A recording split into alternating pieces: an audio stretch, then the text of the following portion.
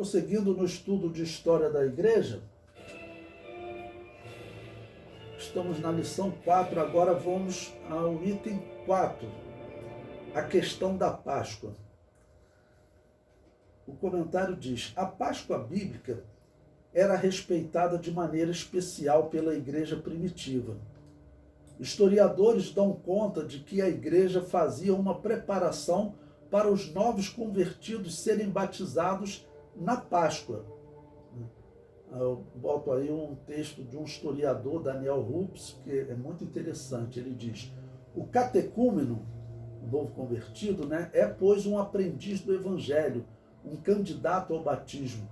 Durante o tempo de noviciado que lhe é imposto, deverá frequentar os cursos organizados pela autoridade eclesiástica, assimilar as verdades da fé cristã e, ao mesmo tempo, provar, mediante o seu comportamento, que é digno de ser admitido no seio dos fiéis.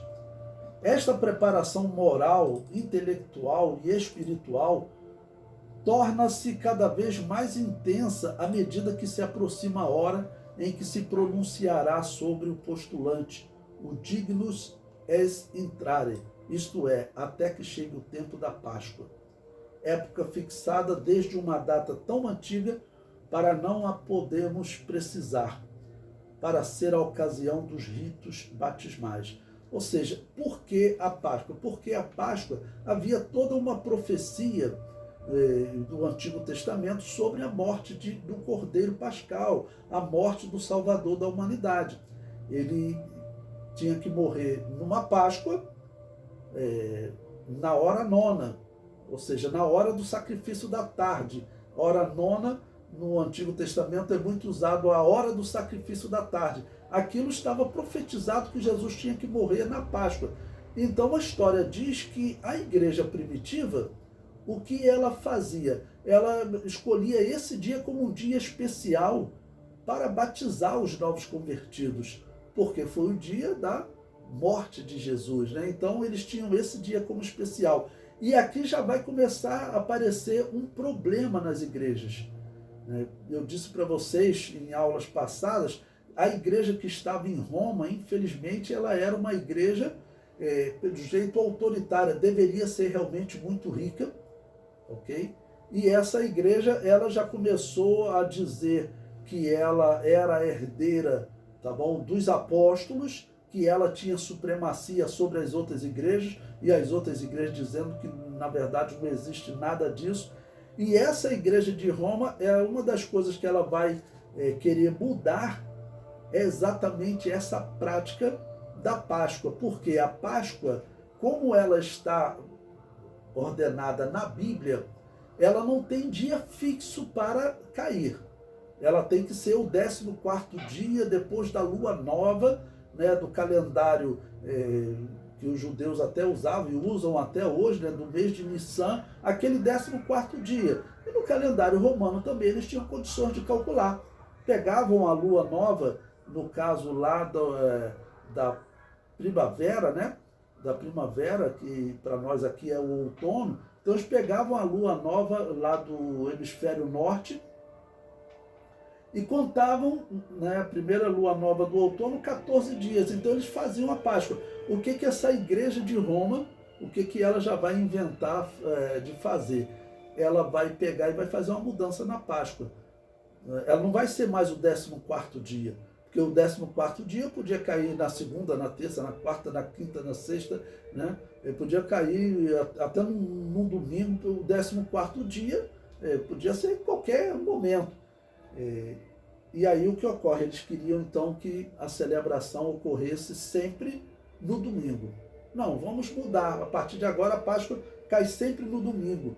E isso é que surge uma primeira conflito dentro da igreja, E o que ocorre?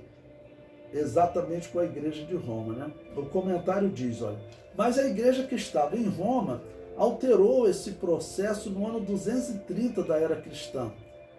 Essa atitude foi apoiada pelo católico Eusébio de Cesareia. Eusébio de Cesareia ele escreveu para o imperador, Eusébio de Cesareia, infelizmente, faz parte daqueles bispos traditores até na introdução do seu livro, conta que ele foi preso, né, na perseguição de Diocleciano, a pior de todas, e para sobreviver tinha que adorar o demônio. E aí esse homem que organizou a Igreja Católica junto com Constantino, né? Pois bem, então o católico Eusébio de Cesareia elogia, veja o que ele diz.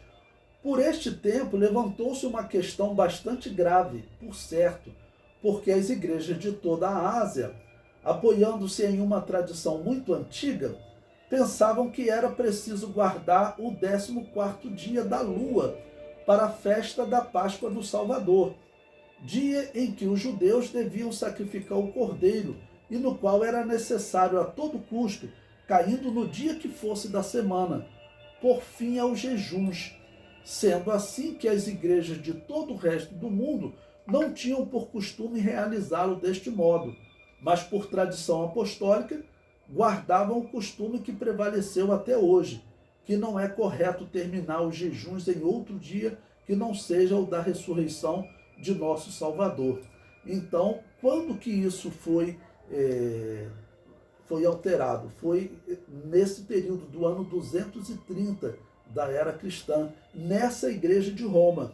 Ou seja, como eu disse, certamente era a maior igreja, porque se você pega uma igreja e bota ela lá num sertão e uma igreja na cidade do Rio de Janeiro, a igreja da cidade do Rio de Janeiro, ela vai ter condições de construir um prédio maior, porque as pessoas aqui têm um maior poder aquisitivo, o acúmulo de pessoas é maior, então vai ser uma igreja muito maior. Então, certamente, a igreja que estava em Roma, ela deveria ser uma igreja muito grande, muito rica. Então, de repente, os pastores ali começaram a subir a cabeça deles de que eles tinham a supremacia sobre as outras igrejas. Mas, na verdade, o que havia ali, esse sentimento, ele nasce por quê? Esse não é um sentimento cristão, né? Esse sentimento de supremacia sobre os outros, parecendo com o que o querubim ungido fez lá no céu, se tornando Satanás, esse sentimento já brota porque na cidade de Roma é que nasceram os bispos lapsos, os bispos traditores. Ali toda a perseguição que ocorria, sobrevivia quem? Sobrevivia aqueles pastores que negavam a fé. Então a igreja de Roma era uma igreja problemática. Era uma igreja que ela acabava sendo formada por pessoas que negaram a fé para não morrer. E são esses bispos, né, nessa igreja problemática que começa a se achar melhor do que as outras igrejas. Uma coisa completamente sem sentido, já que em nenhum momento a Bíblia, vamos dizer, colocou que teria uma igreja central. Isso não foi profetizado, ok? Eles deveriam pregar o evangelho em todos os cantos do mundo. O apóstolo Paulo falou até na Espanha, que era o extremo conhecido naquela época, eles ainda não conheciam as Américas, então eles tinham que pregar o evangelho, mas que haveria uma igreja, né, que ela teria supremacia sobre as outras, ou um governo central das igrejas. Não, a igreja não vai ter governo central. Mas essa igreja já problemática, nós veremos que mais à frente, com Constantino, ela vai se tornar uma igreja política. E se vocês observarem, até 200 anos atrás, todo mundo estava cercado de igrejas políticas. Por exemplo, Calvino, a gente sabe que Calvino ele era um político. Ele teve participação importante nas decisões da Guerra dos 30 Anos. Ele mandou missionários, espiões aqui para a Guanabara, para os franceses depois invadir a Guanabara. Eles eram todos políticos. A Igreja Católica era um grupo político, ela estava sobre os reis. Não? Então a Bíblia não profetizou isso. E o que nós vamos ver a partir de agora, eu falei para vocês, agora nós vamos entrar no terceiro século. O terceiro século, olha, já está começando a aparecer as heresias. A simbologia da Páscoa, ela é importante para nós até hoje, porque existem interpretações que dizem, se Jesus ele tinha o dia programado e a hora programada para morrer, na Páscoa, às 3 horas da tarde, certamente também existe, na mesma simbologia da Páscoa, alguma ligação com a sua volta. Jesus ou volta na Páscoa, ou Jesus volta no Yom Kippur, que faz parte da simbologia dos 7 tempos determinados por Deus em Levítico 23, a Páscoa e o Yom Kippur. Então, é claro, essa era uma questão importantíssima. A igreja não tinha autoridade para mudar isso. Por quê? Porque essa profecia ainda está se cumprindo. O que nós interpretamos da história é os 7 pontos lá de Levítico 23. O primeiro era a Páscoa, se cumpriu. O segundo era o Pães Asmos, era o dia seguinte à Páscoa, o dia seguinte à morte de Jesus, se cumpriu. O terceiro era a primícia, Jesus ressuscitou no domingo, se cumpriu. O quarto era o Pentecostes, se cumpriu, a igreja nasceu. Restam 3 tempos determinados, que é a trombetas, o Yom Kippur e o tabernáculo. Esses 3 tempos determinados que restam, eles são importantes até para a interpretação da profecia desses últimos dias, de nós vermos os sinais indicando que Jesus está próximo de voltar. Então, a Páscoa, eu defendo que ela tem que ser vista como na Bíblia. Esse ano de 2022, ela caiu num sábado. E qualquer outro dia que cair, os cristãos devem lembrar, esse foi o dia da morte de Jesus.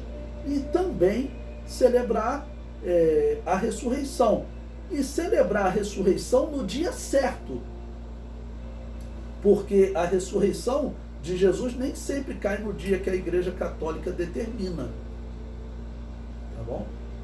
Então, celebrar a ressurreição de Jesus também no dia certo. Isso a igreja cristã deve fazer. Então, isso aqui já era a obra da igreja de Roma. Nós veremos mais à frente também que quando eles foram justificar, lá nos dias de Constantino, a adoção daquele incenso que era usado no culto pagão, quando eles foram defender o uso daquele incenso, eles justificaram que nesse período aqui, pastores e bispos dessa igreja de Roma já estavam usando o incenso do demônio. Ou seja, mas eles falam, não, se eles faziam, era certo. Nem tudo que os homens faziam era certo. Essa, segundo a história, foi uma das justificativas para o padre estar usando esse incenso pagão até o dia de hoje, né? E essa igreja é interessante. Ela aqui, nessa época, no ano 230, ela já se dizia ter supremacia sobre as outras. Ela continua dizendo a mesma coisa. Hoje, muito mais organizado, porque Constantino deu um poder a essa igreja de Roma, ela continua dizendo a mesma coisa. Mas, na verdade, não tem supremacia nenhuma. É um perigo as igrejas evangélicas se aproximarem dessa instituição.